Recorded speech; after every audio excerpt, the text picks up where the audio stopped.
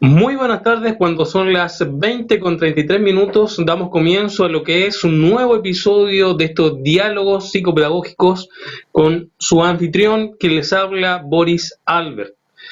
En esta ocasión tengo el placer de contar con la compañía de Paula Andrea García Lorca. Ahí ella nos está saludando. Ella es psicopedagoga, magíster en educación, Así es, 39 años, y también les así, comento que reside así es. en la comuna de Providencia, en la capital de Chile, Santiago. Bienvenida, Paula, ¿cómo Muy estás? bien. Muy bien, muy interesada en saber por qué he sido la invitada esta noche a la reunión, pero muy contenta. Así que muchas gracias, démosle nomás. Dispuesta a conversar porque creo que los encuentros son la clave de nuestro crecimiento también como profesionales. Excelente, qué bueno que estés dispuesta porque aquí pueden pasar muchas cosas, ¿ah? Eh, Pueden aparecer muchas preguntas, así que me gusta esa disposición. Uh, Cuéntanos, Paula, para conocer un poquito más a la Paula mujer, antes de conocer a la Paula profesional, a la Paula académica, a la Paula psicopedagoga, coméntanos cuáles son tus pasiones, tus hobbies o tus intereses fuera del mundo de la psicopedagogía. A ver, tengo que partir por decir que yo nunca vivo fuera de la psicopedagogía. La psicopedagogía es mi forma de vida. Por lo tanto, disfruto todo lo que tiene en relación con eso. Como mujer, soy madre de un niño de 15 años, adolescente, ¿no? De 15 años. Me encuentro en permanente búsqueda de todas las respuestas y siempre llego a la psicopedagogía cuando las busco. Eso es algo que me encanta. Así que realmente creo que una de las cosas que podría ser como fuera, pero que en el fondo igual se involucra con la psicopedagogía, es este eterno buscar en todas las áreas, en todas las ciencias, y por lo tanto encontrarme permanentemente con profesionales de todo tipo para trabajar interdisciplinariamente, intradisciplinariamente, o solamente por colaboración en algunos proyectos. Me encanta crear y creo que lo hago desde un dibujo hasta una pintura, una arpillera, un tejido, un telar, un espacio. Me gusta que los ambientes sean agradables en el sentido de la comodidad, del hogar. Me gusta mucho la vida hogareña además. Tú me comentabas antes de ingresar en la tras bambalina de este diálogo cibernético, me comentabas que no tiene ningún color preferido ni ningún animal preferido, porque tú sabes que en estas conversaciones se aplican estas preguntas, tu animal preferido, tu color preferido, ¿cómo es eso? ¿Cómo es posible que usted entre tanta variedad no elija a un color o un animal que la represente? Porque tengo un tema con la desintegración. Fíjate que cuando estaba en cuarto medio, una de las labores que tuve que hacer fue bueno, ya nos estaban preparando para lo que tiene que ver con estudios de campo, investigación, etcétera, en aquellos tiempos. Así que con mi compañera y amiga hicimos una entrevista a pintores. Y cuando le preguntamos al primer pintor, dentro de la pauta de preguntas que teníamos, cuál era su color preferido, nos dijo, no vayan a preguntarle eso a nadie más. ¿Por Nosotros qué? dijimos, pero ¿qué es esto? Y él nos dijo, un color está compuesto de todos los colores. Si ustedes eligen uno, impiden que los otros colores se formen, ¿ya? Y siento que en la naturaleza pasa lo mismo. Los animales, si tú escoges uno solo, claro. En el fondo es como, siento como que escoger en ese tipo de cosas es una desintegración, es una especie de análisis de cada uno, sin llegar nunca a una síntesis de lo hermoso que es porque pertenece a ese todo, ¿no? Que es un color total o que es un ecosistema completo. Pero usted es muy lógica, ¿ah? Usted es muy lógica, despréndase de la lógica un poquito de las mediciones, los análisis y déjese llevar un poquito también por los gustos, por la emoción, por la pasión. Yo, por Ya, ejemplo, si tuviera que elegir un animal, te comento que es el leopardo. Me gusta mucho la forma, el sistema de vida que tiene el leopardo. como anda ahí buscando su presa, no sé, le gusta mucho esto de estar solo, disfrutar de sus cosas solo, ahí en su guarida o en el árbol, arriba del árbol. Y si tuviera que elegir un color, elegiría ahora, actualmente, el turquesa. He pasado por hartos tipos de colores. Primero en la infancia el rojo, luego me gustó mucho el verde y finalmente el naranjo también, recuerdo en la adolescencia. Pero ahora estoy por el turquesa. ¿Ah? Así En que, ese bueno, sentido, son gustos de cada en uno, ese ¿verdad? sentido, claro, en ese sentido sí das en el clavo al decir que uno va cambiando y va escogiendo de acuerdo a lo que va necesitando. Eh, Porque es también esa tendencia de responder a las necesidades en torno a cualquier cosa, ¿no? Que uno trae casi como de deformación profesional. Claro. Pero efectivamente, si no tengo la tendencia a desintegrar, me incomoda y me preguntaba yo, ¿por qué el leopardo en tu caso? ¿Y el leopardo de qué tipo de hábitat? ¿El leopardo del tipo del hábitat de la selva de Borneo, ponte tú? O el leopardo del tipo sabana? Me gusta el leopardo del tipo sabana. No tanto, Ya, no tanto la figura de la pantera, como la pantera de América Central, en los tiempos de las civilizaciones mayas, esa pantera negra, no, sino que más el leopardo típico, con esas manchas de color entre amarillo y dorado, negro, ¿verdad? Ese tipo de leopardo. Me gusta la astucia que tiene, la forma de presentarse. ¿M? sí, sí, Pero además, estéticamente es un animal hermoso. sí, además Pero te entre quiero el presentar verde de la aquí, selva, es ¿sí? hermoso, ¿ah? Sí, hay que decirlo. Te invito a conocer un poco de ese también.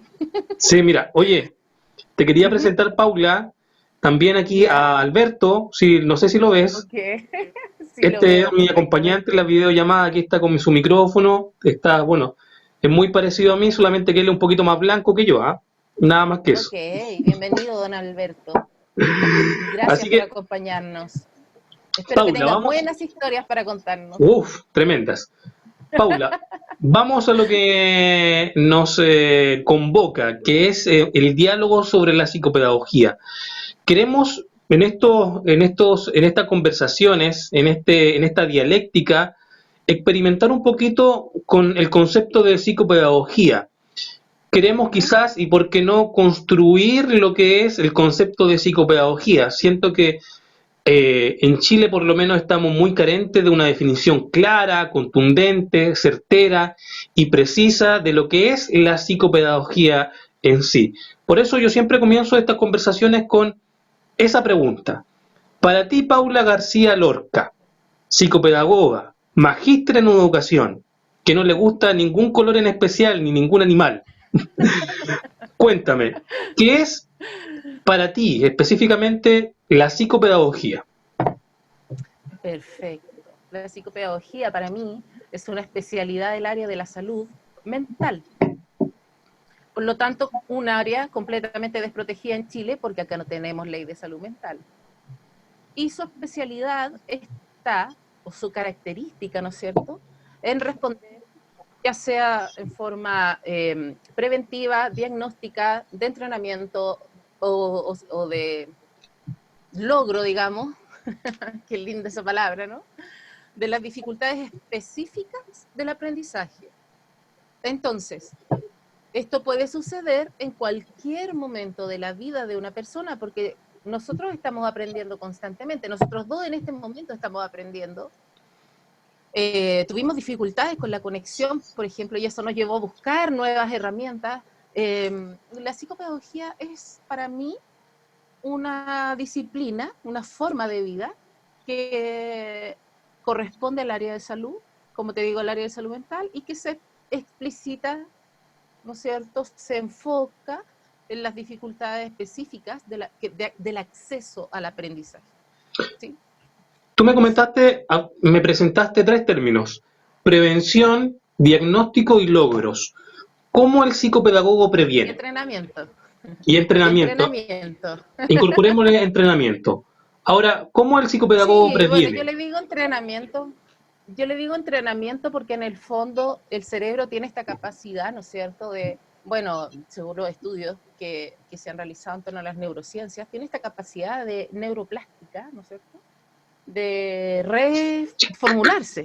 Por Claro. lo tanto, si yo tengo un problema de acceso al aprendizaje, dentro de mí, el entrenamiento me permite rehacer mis caminos para poder aprender aquello. Ahora, si el problema está fuera de aquello, es decir, por ejemplo, una mala docencia, o sea, una mala enseñanza,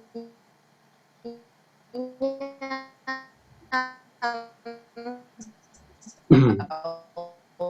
una mala guía o una un contexto en el fondo en el que se genera la barrera, también Ujú. permanentemente. Nosotros se nos exige, o sea, para mí, desde mi punto de vista, la psicopedagogía exige rigurosidad, ¿no es cierto? Y una permanencia en el tiempo de reloj. O sea, no puedes, tú eres psicopedagogo, no puedes llegar tarde. O sea, nosotros somos las personas que generamos un entorno que todo el proceso de mejora de esa adquisición. Ahora, tú me decías qué cosa respecto a los 4 conceptos. Tú me hablaste acerca de la prevención. ¿Cómo previene un psicopedagogo, Paula? Esa es una muy buena pregunta, porque en realidad la prevención como palabra, como tal, no es algo que le enseñen a nadie en ningún espacio más que a los prevencionistas de riesgo. Ujú. Mira, por ejemplo, te voy a hacer una pregunta. ¿Tú trabajas en un espacio? ¿Cómo? Disculpa. ¿Sí? Tú trabajas en el espacio físico de tu casa, Sí, ¿sí? sí. Ya, ok. Dime una cosa, en tu casa, ¿cuál es el lugar más seguro en caso de temblor? Los marcos de las puertas. ¿Por qué? Los marcos es porque es la zona estructural que resiste más un movimiento. ¿Pero eso tú lo revisaste en los planos? ¿O te lo dijeron los arquitectos? Eso me lo dijeron los arquitectos, no lo revisé yo particularmente. Porque tú sabes que según los prevencionistas de riesgo hay otras situaciones que mirar. Por ejemplo, tú estás preparado para el caso de que haya un terremoto, voy a tocar madera que al tiro en mi mesa, y tú tengas que vivir 3 días sin electricidad ni agua potable. Totalmente preparado, no, para nada. Ok, eso nos pasa a todos. Pero, ¿cómo trabaja la prevención del psicopedagogo? El psicopedagogo no hace, sabemos que, yo digo nosotros, pero en realidad debería hablar de mí misma nomás, ¿no? La reunión no incluirlo a todos. Más, yo comparto esto con muchos psicopedagogos y muchos profesionales en distintas áreas. Cosas que pasan en salas de clase, como por ejemplo, la sala es para 30 alumnos y caben 45. Muchas veces los profesores tienden a hacer algo como reúnanse en grupos de a 6 y juntan las sillas de cualquier forma y no hay vías de escape, ¿cierto? Claro, El psicopedagogo previene, por ejemplo, ahí en el colegio, que eso suceda organizando dónde van a ir esos grupos físicos, ¿ya? Pero prevenimos en todo sentido, porque nosotros permanentemente nuestro hacer cotidiano es evitar que alguien tenga una dificultad para adquirir o aprender alguna cosa de su vida, de su entorno, para resolver un problema. ¿Ya? Eso lo hacemos nosotros primero. Nosotros nunca le decimos a una persona en el trabajo, no, esto es muy difícil, no creo que lo puedas lograr en menos de una semana, ¿cierto? por eso no le ¿Qué colocamos prevención techo. sería esa? Lo que haríamos, claro, inmediatamente lo que haríamos sería generar la dificultad, ¿no? Entonces, nosotros prevenimos con este tipo de cosas. Entramos a un lugar y decimos, buenos días, ¿cómo se encuentran? ¿Cómo está todo? ¿Sí? ¿Tienen algún problema en que pueda ayudar? Ah, mira, esto que está aquí, oye, te encuentro toda la razón que sea difícil, pero si le damos unos segunditos, me das 10 minutos, yo te voy a explicar esto y lo podemos realizar. Entonces, tanto adultos como niños comienzan a sentir confianza en sí mismos frente a una dificultad. Por lo tanto, nuestra prevención es permanente. A ver, la psicopedagogía es dinámica. ¿Por qué? Es dinámica y se mantiene en el tiempo. Porque no puede ser estructurada. Resulta que nosotros casi como una especie de chip humano, ya en las civilizaciones continuamente, tendemos a los excesos. Ah, mira, esta mujer en el año de la Inquisición, ponte tú, la mujer sabía sacar hierba, la quemamos. ¿Sí? Todos se molestan hoy día, en la actualidad, porque incluimos a las mujeres en las frases, ¿ya? Hay mucha gente que se molesta porque la RAE ya no es validada ni reconocida como una entidad que efectivamente esté asistiendo a su objetivo hace muchos años, ¿ya? Todo eso hace que nosotros tengamos que estar en permanente actividad. En permanente actividad. Todo lo que yo te estoy diciendo ahora, a ti te está removiendo absolutamente todo lo que tienes dentro de la cabeza porque no esperabas hablar de la Real Academia de la Lengua. Pero resulta que la Real Academia de la Lengua, además, nunca ha tenido una directora mujer. Nadie en un cargo de la Real Academia de la Lengua ha sido femenina. ¿Ya? No del sexo, no solamente del sexo mujer, sino que femenina, de género, ¿ya? Tenemos una gran variedad de puntos y elementos en nuestro entorno que tenemos que identificar. Entonces, si nosotros entendemos que nuestro primer y gran trabajo, o sea, que lo que realmente por lo que nos pagan, ya es la observación, es recoger toda la información. Esto hace inmediatamente un dinamismo, porque ninguna persona es igual a otra, todos somos únicos e indivisibles, ¿cierto? Además, Ahora, somos sí, irrepetibles. por Por lo supuesto tanto, que sí. permanentemente en el tiempo, nosotros nos vamos adaptando. La psicopedagogía en sí misma es la unión, ¿no es cierto?, de la posibilidad de comunicarse y de comunidad en torno a todo aquello que está asociado a la persona como sujeto de desarrollo y todo aquello que está asociado a la persona como sujeto de aprendizaje. Por lo tanto, en nuestro hacer no solamente trabajamos con niños, sino que también trabajamos con adultos que pueden o no ser docentes y trabajamos con personas que pueden o no tener dificultades de discapacidad, por ejemplo. Ahora, Paula, entendiendo esta característica flexible de la práctica de la pedagogía, tú mencionaste la prevención. Ahora avancemos quizá un poquito más en el diagnóstico. ¿Cómo el psicopedagogo diagnostica? ¿Qué instrumento utiliza? ¿Cómo es el ¿Sabes? proceso de Siento diagnóstico que psicopedagógico? sí, yo siento que me voy quedando un poco sin lo tuyo, ¿ah? Tengo que decirlo. ¿Por ¿Qué es qué? para ti la prevención?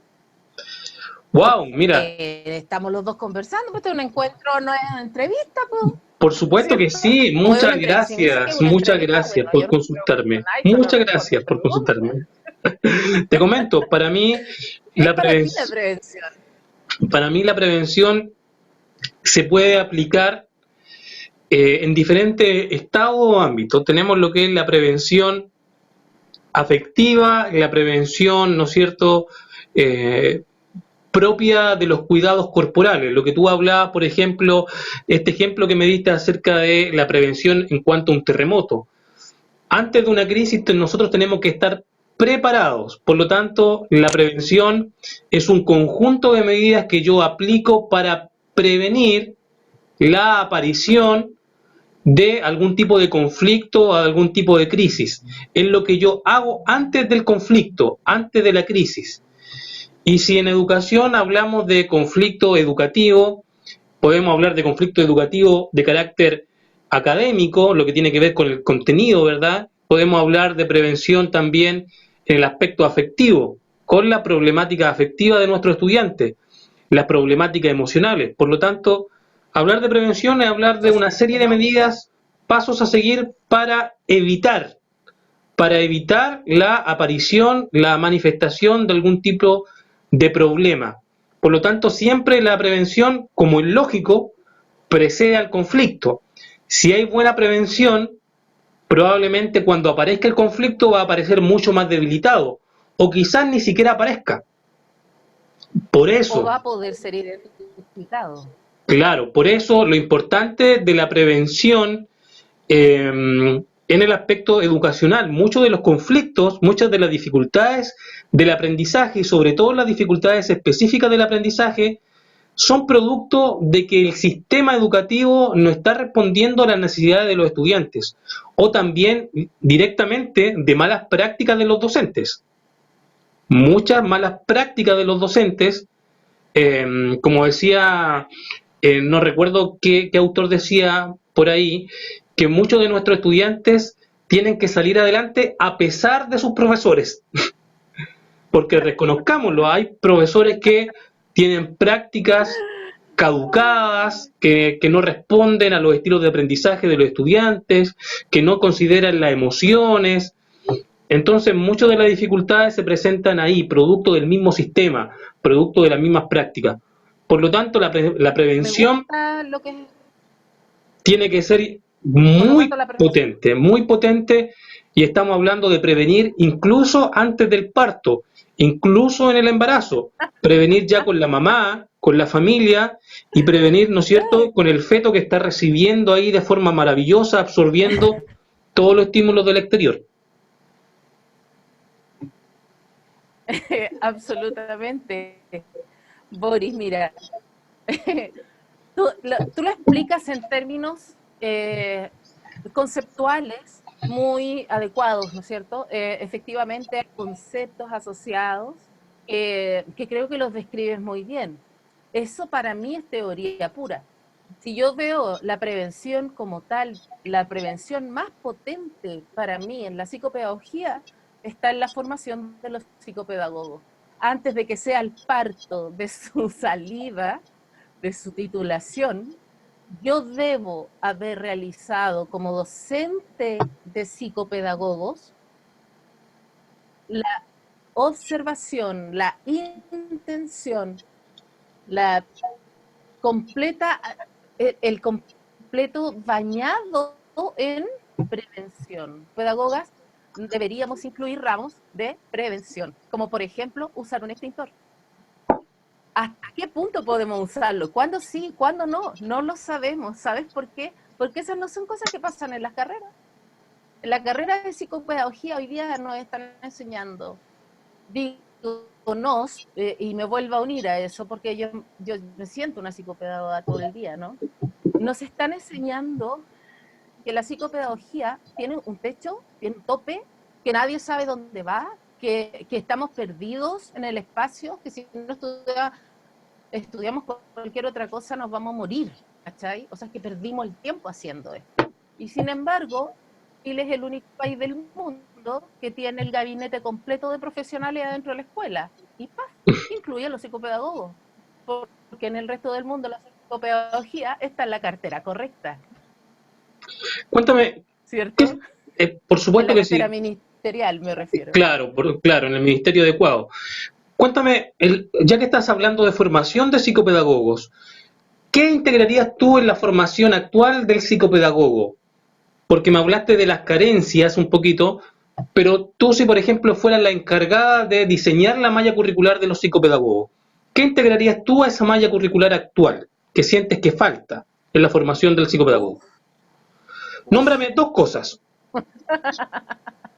porque sé que hay Bueno, muchas, pero dos. la primera que te voy a nombrar son las 4 cosas que te indiqué, ¿ok? Eso debe ir sí o sí dentro de la formación. El psicopedagogo debe salir empapado de aquellas 4 habilidades, ¿ya? Tú hablas de Fundadas en prevención, diagnóstico, logros y de entrenamiento. exacto. Porque, esto es muy importante, el psicopedagogo debe estar empapado de estos 4 puntos porque no solamente trabajamos las dificultades de acceso al aprendizaje escolar o laboral como una disminución de la persona. nosotros también trabajamos con las personas que están por sobre los niveles en los que debieran estar, que tienen un potencial destacado, ¿ya? Y desde ese punto de vista, una persona que no está empapada de esos 4 puntos, no trabaja talento, solamente trabaja dificultades, ¿ya? Y no reconocen el talento dentro de un espacio específico, una dificultad. Pero resulta que las personas talentosas en Chile, ya sea de la edad que tengan, desde preescolar hasta los 50 años, hasta los 100 años, no sufren socialmente porque no saben cómo llevar muchas cosas asociadas a su talento, ¿sí? Entonces, la primera es esa. Yo tengo que salir empapado de comprender que todo el entorno puede afectar a una persona y que yo tengo que ver todo, pero ver, no solo con los ojos, ver con el tacto, ver con el oído, ver con el smell, ¿cómo se llama? Con el olor, ¿no? Tengo que poder tener esta conexión empática, pero desde todo punto de vista. O sea, no es llegar y mirar lo que está pasando, es llegar y mirar, ponerse los zapatos de otro, que todo el mundo ha hablado y que ya se hizo cliché. No, ponte los zapatos del otro, que a lo mejor te van a quedar un poco grande o suelto en la parte donde va, el otro tiene callos y tú no los tienes, por ejemplo, o al revés. Tú tienes callos, pero el otro no, entonces a ti los pies te van a doler. Todas esas cosas realmente llevadas a la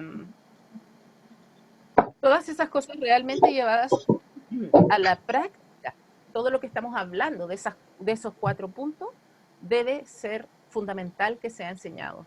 O sea, usted como psicopedagogo va a tener que realizar siempre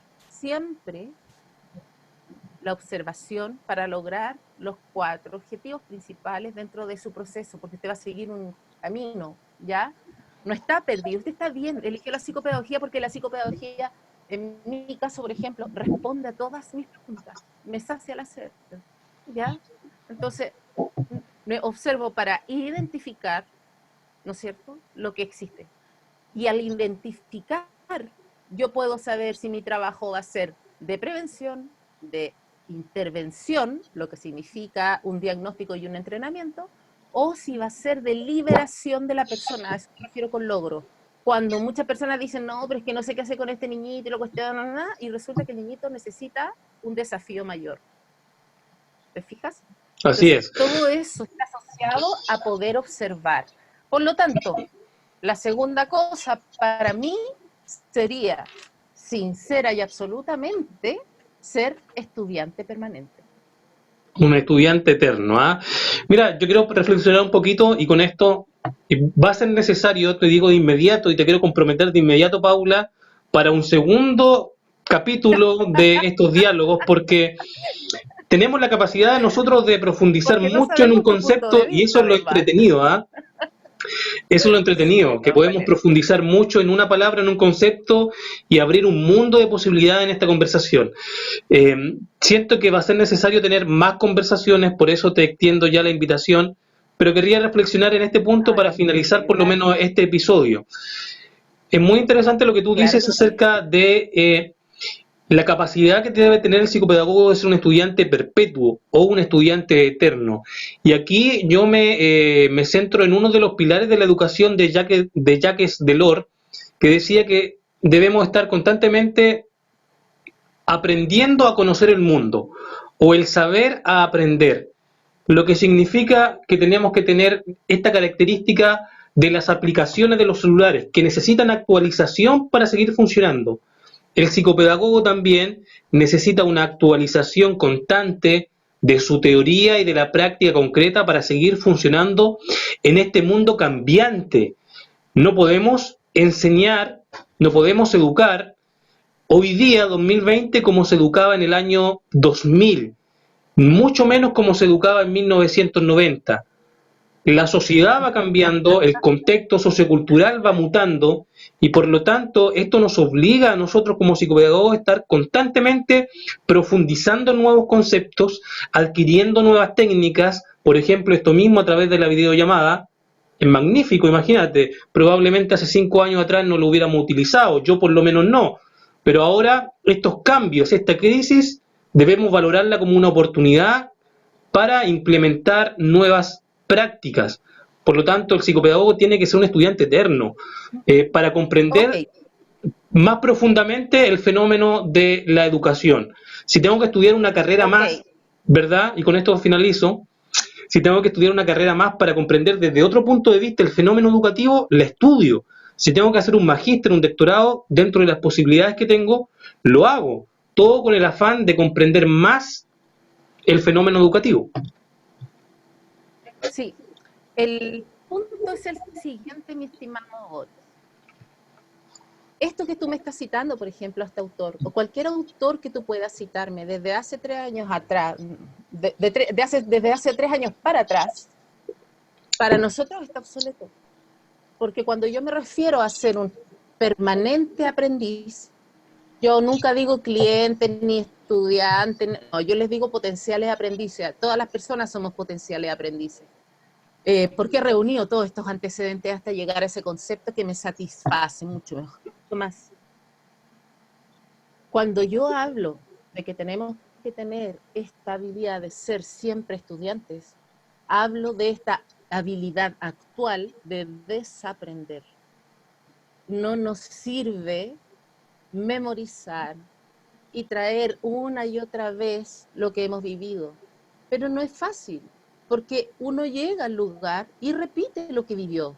El profesor que fue un estudiante que era auditivo, principalmente aprendía escuchando, no necesitaba tanta lámina ni cosa, cuando llega a la sala de clase no escribe nada en la pizarra, habla y habla y habla. ¿Sí? Son tipo de cosas que nosotros tenemos que comprender desde el desaprender, o sea, hacernos estudiantes. El Claro, estudiante es curioso y es exigente y te exige a ti también desaprender. Y creo que ese desaprender es la clave del hacerse estudiante permanente. sí. Uno se Hay hace que de estudiante alguna otra forma vaciar siempre permanente la lo copa. que trae. Vaciar siempre la Exacto. copa. Y ojo, eso Entonces, sí, por eso te decía el otro día.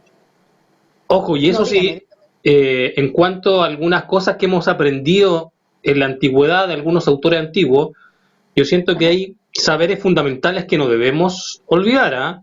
Por ejemplo, esto mismo es lo que yo te mencioné de los 4 pilares de la educación, aprender a conocer, aprender a hacer, aprender a convivir, Así aprender a ser. es.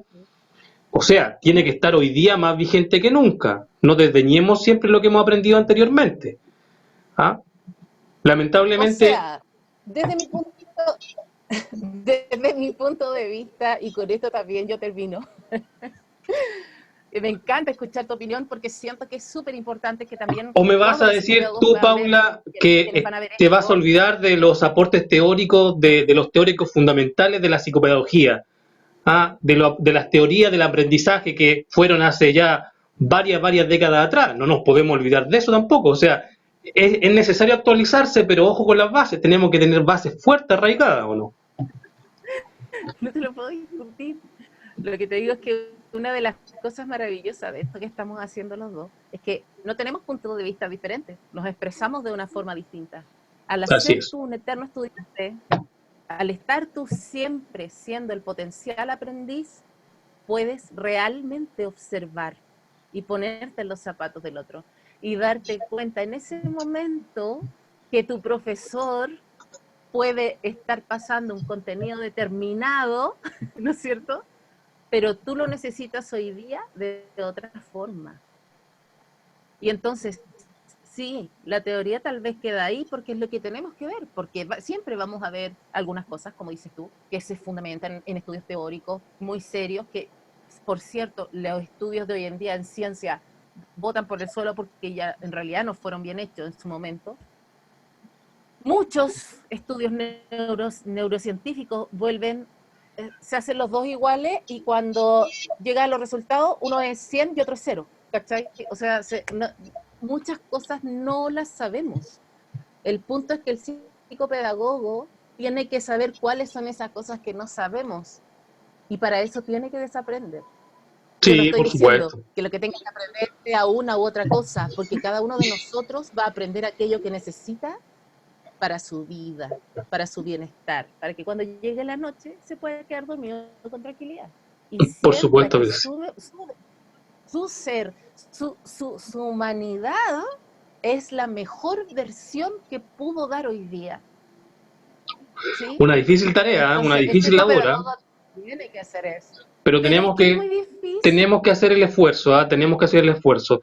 Yo trato Llegamos todos a los salas de días de ser la clases. mejor versión de mí mismo, pero llego al 80, al 90%. Soy casi perfecto, ¿ah? Te diré, soy casi perfecto, pero todavía no alcanzo la perfección. Muy cerca estoy, pero todavía no alcanzo la perfección. Yo te digo, por ejemplo, en términos de capacitación, cuando tú ves a una persona durante una mañana o una semana, porque está haciendo una capacitación de un tema en específico, entras a una sala donde hay docentes que tienen no solo distintos sexos, sino que también tienen distintos géneros, tienen distintas formas de vivir la sexualidad, tienen distintas formas de vivir espiritualmente. Y eso a mí no me puede impedir mi trabajo. Por lo tanto, Ujú. yo tengo que saber cuándo hay una estructura y cuándo esa estructura yo puedo alterarla o modificarla en mí. Porque si alguien me cae mal, es porque hay algo ahí en mí. Y en psicopedagogía hay una cosa que es sagrada. La inclusión, o sea, integración y lo que sea, ¿sí? Pero desde mi punto de vista es integración. Y eso es sagrado. Yo con eso creo que cualquier psicopedagogo o psicopedagoga, cualquier especialista de nuestra área que tenga la más mínima intención o el más mínimo gesto de desintegración, equivocó su camino. Esa es la verdad para mí. Puede Así es. desaprender. Y si no puede desaprender, no va a poder ayudar a nadie. Ujú. Bien, querida Paula, ha sido realmente un agrado para mí poder comunicarme contigo. Vamos a dejar hasta acá este episodio porque la señal no nos está acompañando mucho, de repente se cae el video, pero ha salido bien, ha sido agradable la experiencia, estamos reaprendiendo algunas cosas, desarrollando otras habilidades y potenciando algunas que teníamos. Así que para mí ha sido un gusto, Paula. Te doy un minuto más para que puedas dar tus palabras finales y tu despedida. Muchas gracias. Quedo, por supuesto, dispuesta a lo que se requiera. Como siempre, yo hago un voluntariado permanente de la psicopedagogía, estoy respondiendo y ayudando a psicopedagogas y psicopedagogos de cualquier lugar que en cualquier momento necesiten alguna ayuda, alguna guía en torno al tema y no tiene costo, ¿ya? Lo Excelente. hago porque me gusta y porque creo que es fundamental que logremos bagajes contundentes. Así que, bien, eso y muchas gracias por invitarme. Yo feliz cuando quiera. Por supuesto, pues nos reencontramos entonces, te dejamos comprometida para otro episodio de lo que son Me los parece. diálogos psicopedagógicos con Boris Salver. Hasta luego, querida Paula, conversamos en Una interno ahora un muy ratito, buena ¿ya? idea. Ya, vale, que estés bien. Cariño, chao, Estén chao. bien todos. Chao, chao.